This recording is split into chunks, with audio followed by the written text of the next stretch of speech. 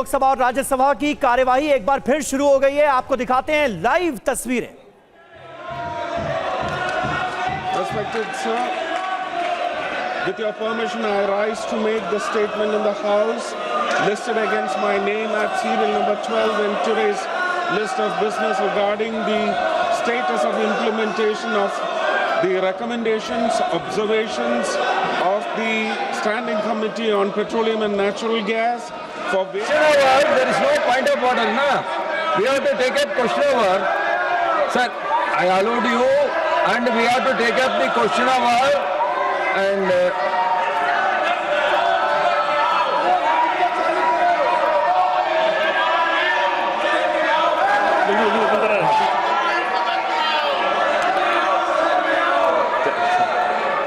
Sir, thank you, Chairman, sir. Sir, all others, please take your seat. Let us. please. I will come back one by one now. How I can give Sir, thank you very much. Thank you very much. Sir, we gave 267 notice, sir, as regard to us to ban the NEET examination, which is a menace to the students' community. And as always, you were telling in the morning also, there are precedents that 267 notices have not been admitted for long. Sir, there are always exceptions to precedents, sir. When situations arise, so many students have committed suicide, the government can... Kirtivardhan Singh ji. Honorable Chairman, sir, with your permission, I rise to lay on the table of the House the papers pertaining to the Ministry of Environment, Forest and Climate Change as mentioned against my name at serial number 6 in today's list of business. 7 Shri Harsh मालहोत्रा ji.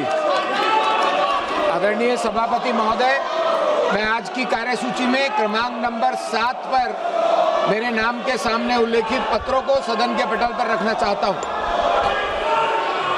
Item number 8 Shri Kirti Azad ji.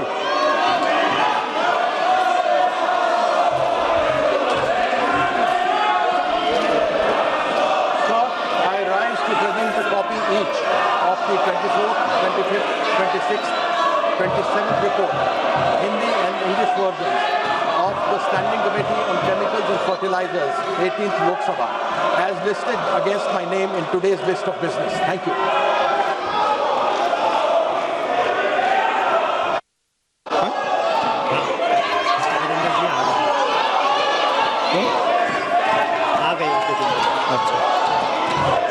Shri Gajendra Singh ji. Item number 9 Gajendra Singh ji. Sir, with your permission, I rise to make a statement regarding the action taken on the recommendations contained in the 376th report of the Standing Committee on Transport, Tourism and Culture on demand for grants pertaining to Ministry of Culture. Sir, another statement which I wish to lay, it was last listed against my name at serial number 2. Yes. With your permission, I rise to lay on the table of the House the papers mentioned against my name at serial number 2 in revised today's list of business.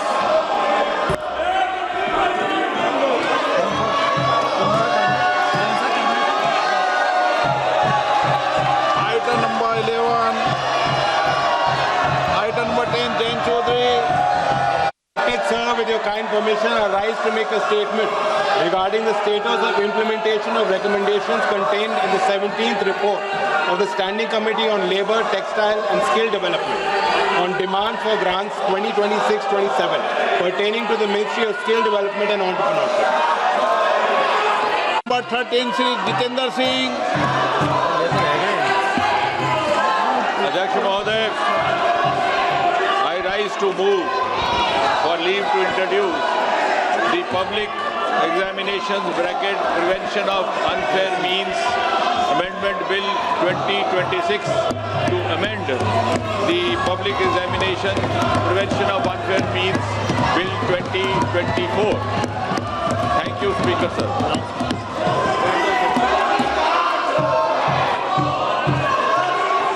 आप इस पर विरोध करना चाहते हैं? इस विषय पर बोलना चाहते हैं? सोगत राय जी, एन.के. प्रेमचंदन जी, मनीष तिवारी जी, मणिकम टेगोर जी, विजय कुमार के काव्या।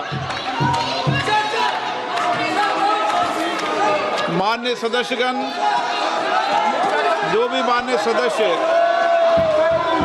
इस विधेयक पर बोलना चाहते हैं, प्रश्न ये कि विधेयक को पुरस्तापित करने की अनुमति प्रदान की जाए। जो सदस्य इसके पक्ष में हाँ गए, जो सदस्य विरोध में ना गए,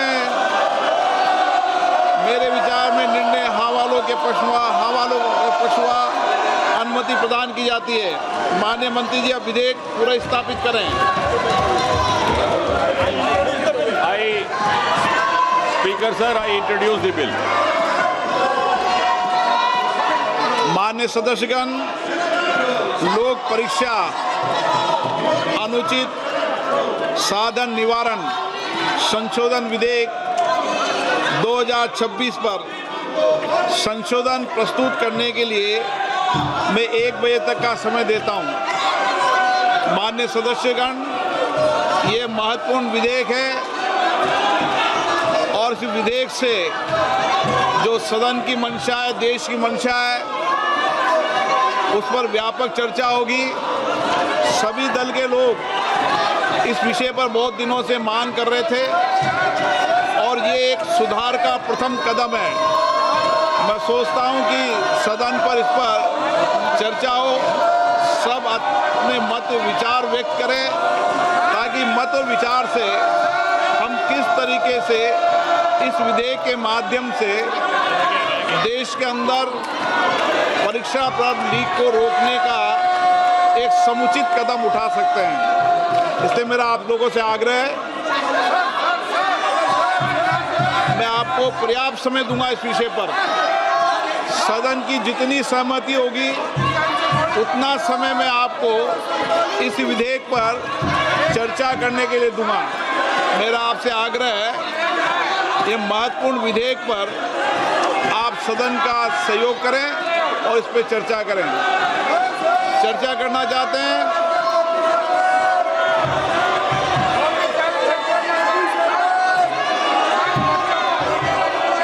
आप बहुत दिनों से मांग कर रहे थे जिन विषयों पर, उसके विषय पर चर्चा है आज।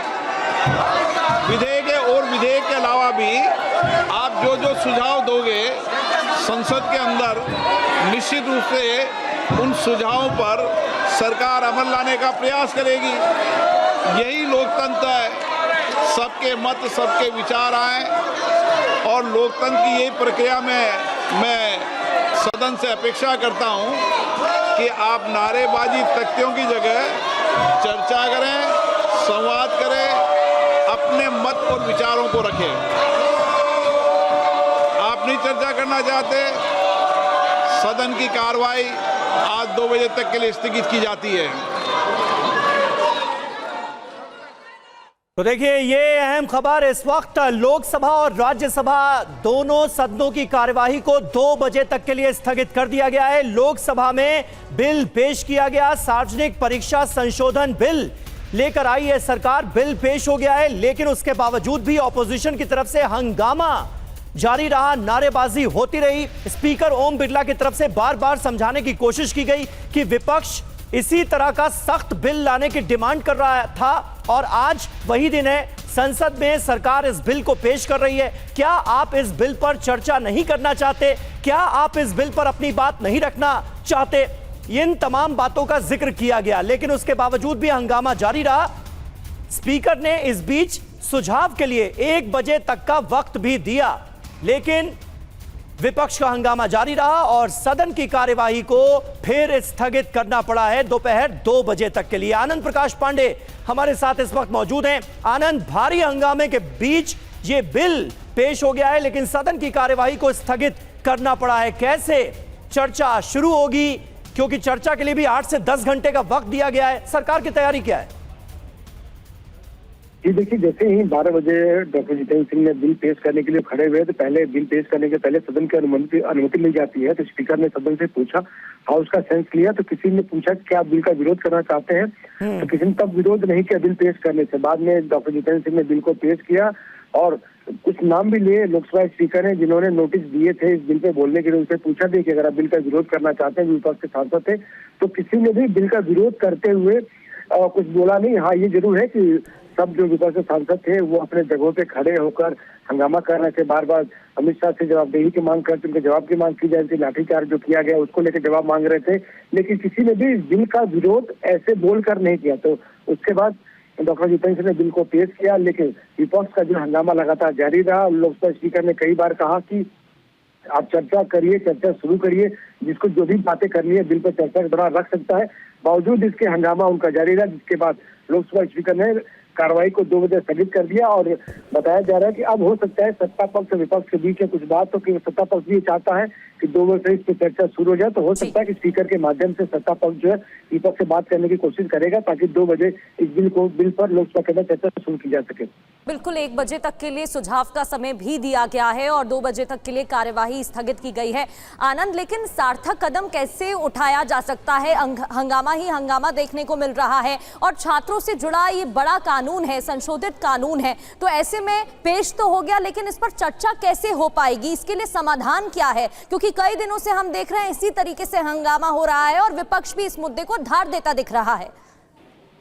देखिए, लोकसभा स्पीकर दोनों पक्ष से बात कर रहे हैं और आज भी लोकसभा स्पीकर की तरफ से कोशिश की गई थी, लेकिन चूंकि विपक्ष जो है अपनी मांग पे अड़ा हुआ, उनकी जो मुख्य मांग थी वो मान ली गई है, धर्मेंद्र प्रधान का इस्तीफा हो गया। तो ऐसे में अब सरकार को भी लगता है कि विपक्ष अब ज्यादा विरोध नहीं करेगा और जब स्पीकर की तरफ से अप्रोच किया जाएगा विपक्ष को, तो सरकार को उम्मीद ये नजर आ रही है कि 2 बजे से चर्चा शुरू हो सकती है। तो ऐसे में सत्ता पक्ष से भी विपक्ष को अप्रोच करने की कोशिश की जा रही है, इस पर स्पीकर की तरफ से कोशिश की जा रही है ताकि 2 बजे इस बिल पर चर्चा शुरू हो सके। लेकिन विपक्ष की जो अपनी मांगे है, विपक्ष बार बार ये कह रहा है कि अमित शाह ये जवाब दे कि लाठीचार्ज किसने कराया, पैलेट चलाने का आदेश किसने दिया था, और छात्रों पे जो छात्र घायल है उनको मुआवजा कब मिलेगा। लेकिन अब सरकार को लगता है कि इस्तीफे के बाद से विपक्ष का जो ठीक है, आनंद आपको रोक रहा हूं, इस वक्त किरेन रिजिजू की तरफ से कुछ जानकारी दी जा रही है, जरा सुन लेते हैं। और उसको सुधारने के लिए और गलत काम करने वालों को कठोर सजा देने के लिए प्रक्रिया जो घोषणा की है, टास्क फोर्स बनाया है और इतना बड़ा क्रांतिकारी बिल लेके आए हैं एग्जामिनेशन को सुधारने के लिए, ताकि भविष्य में कोई लीक ना हो। अगर किसी ने ज़रूरत किया पेपर लीक में इन्वॉल्व पाया गया तो बहुत ही कठोर सजा देने के लिए और समयबद्ध ये सारा प्रावधान लेकर के आया है। तो इसके बाद भी अगर चर्चा होने नहीं देते हैं तो संदेश गलत जाएगा। मैं कांग्रेस पार्टी को फिर कहना चाहता हूं कि देश का छात्रों का, स्टूडेंट्स का जो, और तब भी हम पार्लियामेंट में अगर फिर डिस्कशन नहीं कर पाया तो ये हमारे लिए ये अच्छी बात नहीं है, पार्लियामेंट के लिए अच्छी बात नहीं है। पार्लियामेंट में अगर डिबेट डिस्कशन नहीं करेंगे तो कहाँ करेंगे। मैं फाइनली फिर से अपील करता हूँ कांग्रेस पार्टी को और विपक्ष के साथियों को कि हंगामा करके स्टूडेंट्स के लिए इतना बड़ा बिल लेके आ रहे हैं, स्टूडेंट्स का फ्यूचर सिक्योर करने के लिए इतना महत्वपूर्ण बिल लेके आया है। ये public examination prevention of unfair means amendment bill जो आया है ये ऐतिहासिक है। तो छात्रों के बेहतर भविष्य के लिए ये बिल लेकर आई है सरकार, और अगर संसद में इस पर चर्चा नहीं होगी, पार्लियामेंट में डिस्कशन नहीं होगा तो कहां होगा। आप सुन रहे थे संसदीय कार्य मंत्री को। सरकार पर राहुल गांधी का नया हमला भी देखने को मिल रहा है। सरकार पर नेता प्रतिपक्ष राहुल गांधी का नया हमला, छात्रों के खिलाफ पूरा सिस्टम जानलेवा। कहां गया छात्रों पर FIR ना करने का वादा? दिल्ली में पैलेट गन, बिहार में AK-47। पहले भी कहा है ये सरकार झूठी है।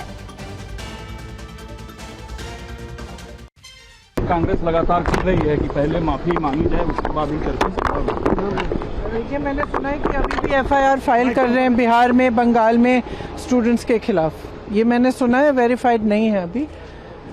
तो मतलब फिर फायदा क्या हुआ? और वहीं सरकार पर अखिलेश यादव की तरफ से भी कई आरोप लगाए गए हैं। छात्रों पर केस दर्ज कर रही है सरकार। युवा चेतना को चुनौती देने की कोशिश सरकार ना करे, ये कहा अखिलेश यादव ने। सरकार के लिए युवा चेतना ही चुनौती है। 2014 में टास्क फोर्स क्यों नहीं बनाई गई, ये सवाल पूछा है अखिलेश यादव। अभी तो फिलहाल जो छात्र नौजवानों के साथ कई जगह पर सरकार केस करा रही है, मुकदमे लिखा रही है। सरकार को चेतना को चुनौती नहीं देनी चाहिए और सरकार के लिए चेतना ही चुनौती बन गई। कानून से नहीं रुक सकता है। पेपर लीक होता है या तो पेपर बनाने वाला, या जहां पेपर छपता है, या कुछ बहुत महत्वपूर्ण कोचिंग सेंटर्स जिनकी पहुंच बहुत है, वो सेटिंग उनकी होती है, वहां से लीक होता है। और पेपर लीक मामले पर आम आदमी पार्टी के संयोजक अरविंद केजरीवाल ने क्या कहा, आपको सुनाते हैं। देश के युवाओं ने एक अहंकारी सरकार को झुका दिया और धर्मेंद्र प्रधान जी को इस्तीफा देना पड़ा जनता के सामने। अब मेरी प्रधानमंत्री जी से निवेदन है कि लगे हाथों E20 का भी मामला सॉल्व कर दो। लोग बहुत ज्यादा परेशान हैं, लोगों की गाड़ियां खराब हो रही हैं, माइलेज खराब हो रही है। तो इसीलिए प्रधानमंत्री जी से निवेदन है कि इससे पहले कि ये भी मुद्दा बड़ा बने, आप ही आगे बढ़ के इसको सॉल्व कर दो। तो आपने अरविंद केजरीवाल को सुना। वहीं पेपर लीक के खिलाफ छात्रों के विरोध प्रदर्शन पर सुप्रीम कोर्ट की भी आज एक बेहद अहम टिप्पणी सामने आई। शांतिपूर्ण तरीके से विरोध करने का अधिकार हर नागरिक के पास है, यह कहा सुप्रीम कोर्ट ने। CJI सूर्यकांत की अध्यक्षता वाली बेंच ने कहा, पुलिस और प्रदर्शनकारी दोनों की तरफ से हुई ज्यादतियों की निष्पक्षता से जांच होनी चाहिए।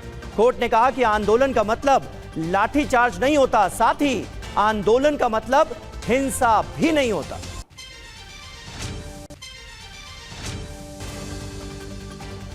तो सुप्रीम कोर्ट की तरफ से यह बेहद अहम टिप्पणी की गई है कि शांतिपूर्ण प्रदर्शन करना यह भारत के हर नागरिक का अधिकार है, लेकिन साथ ही साथ आप किसी शांतिपूर्ण प्रदर्शन के दौरान हिंसा नहीं कर सकते। और पुलिस के लिए भी एक बड़ी नसीहत, प्रशासन के लिए भी एक बड़ी नसीहत देता हुआ सुप्रीम कोर्ट नजर आया कि आंदोलन अगर कोई कर रहा है तो उसका मतलब यह नहीं है कि आप लाठी चार्ज कर देंगे, साथ ही आंदोलन का मतलब हिंसा करना भी नहीं है।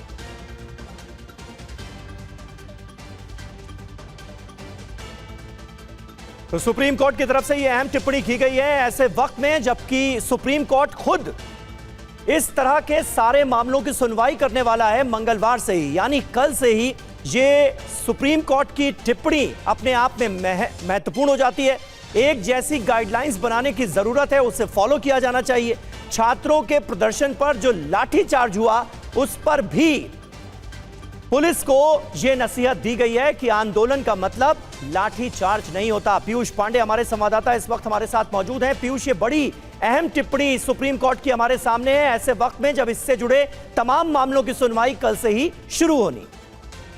बिल्कुल समीर, देखिए CJI सूर्यकांत ने यह स्पष्ट किया अपनी टिप्पणी में कि जो संवैधानिक अधिकार है उसको खत्म नहीं किया जा सकता इस तरीके से। चूंकि शांतिपूर्ण प्रदर्शन किया जा रहा था तो ऐसे में लाठीचार्ज किया जाना उचित नहीं माना जा सकता, ये सुप्रीम कोर्ट की टिप्पणी थी। जबकि जस्टिस जयमाला बागची का ये कहना था कि दोनों तरफ से जो लोग घायल हुए हैं उनकी हर एक बात सुनी जाएगी यहाँ पर, और इस मामले पर कुल 4 याचिकाएं अब तक सुप्रीम कोर्ट में दाखिल हुई हैं। सभी पर सुप्रीम कोर्ट कल सुनवाई करेगा। इस मामले में जो संवैधानिक अधिकार प्राप्त है नागरिकों को, उस पर सुप्रीम कोर्ट ने जोर दिया कि जो अधिकार है वो संविधान द्वारा सुरक्षित किया गया है, प्रदत्त किया गया है लोगों को, नागरिकों को।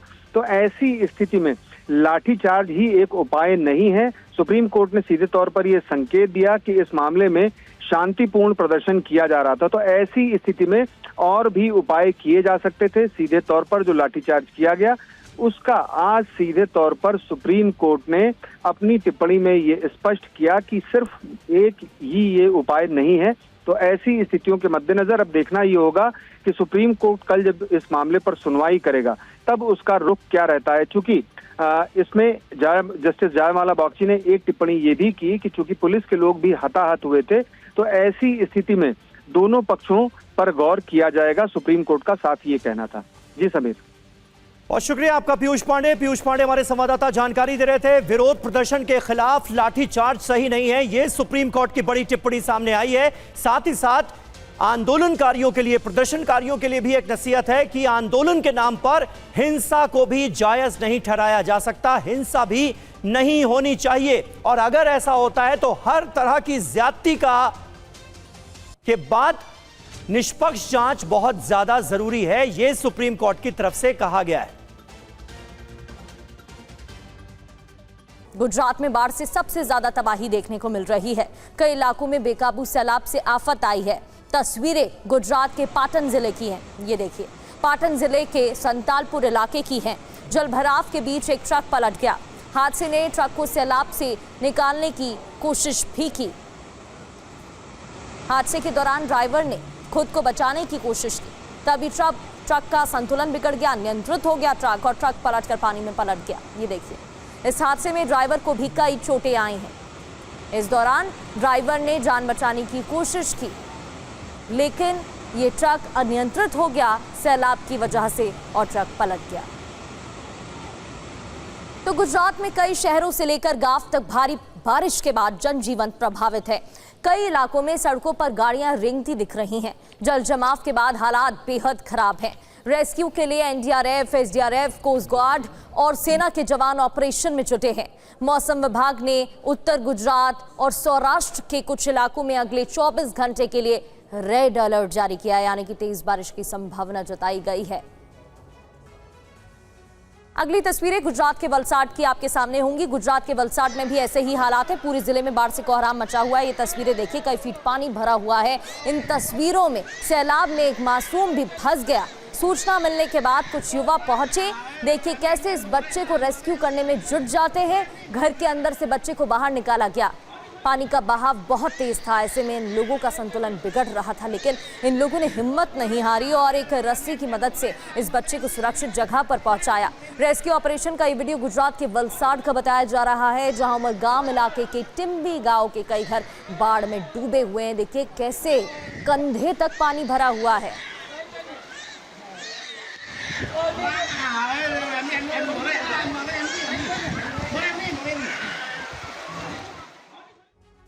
और अब आगे बढ़ते हुए बात महाराष्ट्र के ठाणे की। तस्वीरें ठाणे की आप देख रहे हैं। मुंबई से सटे हुए ठाणे में तेज बारिश जानलेवा साबित हो रही है। ठाणे के शाहपुर में हुए हादसे में एक युवक की मौत हो गई। ये युवक नदी किनारे गया था। तेज बारिश की वजह से नदी में अचानक पानी का बहाव बढ़ गया, जिसमें नहाने गया युवक फंस गया और तेज धारा उसे बहा कर ले गई। स्थानीय लोगों ने तुरंत घटना की सूचना पुलिस और आपदा प्रबंधन टीम को दी। पुलिस और बचाव दल तुरंत मौके पर पहुंचे। नदी के खतरनाक बहाव के बीच बचाव दल ने काफी मशक्कत के बाद युवक का शव निकाला। महाराष्ट्र के कई जिलों में अगले 24 घंटों में तेज बारिश की संभावना जताई जा रही है। और महाराष्ट्र के मालेगांव में भी ऐसे ही हालात हैं। केटीवियर डैम में खौफनाक घटना हुई है। हामिद अंसारी नाम का ये युवक परिवार विवाद के चलते घर से निकलकर सीधे नदी पर बने इस डैम पर पहुंच गया। पानी के तेज बहाव के बीच बैठकर इस शख्स ने आत्महत्या करने की कोशिश भी की। ये तस्वीरें आपको दिखा रहे हैं। जब पुलिस और स्थानीय लोगों को जानकारी मिली तो मौके पर हड़कंप मच गया। देर रात शुरू हुआ यह हाई वोल्टेज ड्रामा कई घंटों तक चला। हामिद बार बार चेतावनी देता नजर आया कि कोई भी इसके पास आया तो ये नदी में कूद जाएगा। पुलिस अधिकारी, फायर ब्रिगेड की टीम और डिजास्टर मैनेजमेंट यूनिट लगातार इस शख्स को समझाने की कोशिश कर रही थी, लेकिन युवक आत्महत्या पर अड़ा रहा। इस बीच घटनास्थल पर मौजूद मीडिया टीम ने दूर से ही इस शख्स से बातचीत शुरू कर दी। धीरे धीरे इसका भरोसा जीता और डैम के किनारे आने के लिए तैयार किया। ठीक उसी पर डिजास्टर मैनेजमेंट और फायर ब्रिगेड की दूसरी टीम ने दूसरी तरफ से तेजी से कार्रवाई करते हुए युवक तक पहुंच बनाई और इसे सुरक्षित पकड़ लिया। कई घंटे के इस मुश्किल ऑपरेशन के बाद शख्स को पुलिस ने हिरासत में लिया। पुलिस के मुताबिक हामिद घरेलू झगड़ों से परेशान था और उसके बाद वो यहाँ पर पहुंच गया था। देखिए कैसे कई टीमें कड़ी मशक्कत के बाद शख्स को बचाने में कामयाब रही। और महाराष्ट्र के नासिक में भी ऐसे ही हालात हैं। ये तस्वीरें नासिक की आप देख रहे हैं। हवाई अड्डे से जोड़ने वाला बाणगंगा नदी पर बना पुल सैलाब में डूबा। इससे स्थानीय लोगों को परेशानी हो रही है। कई गांवों का संपर्क आपस में टूट गया है।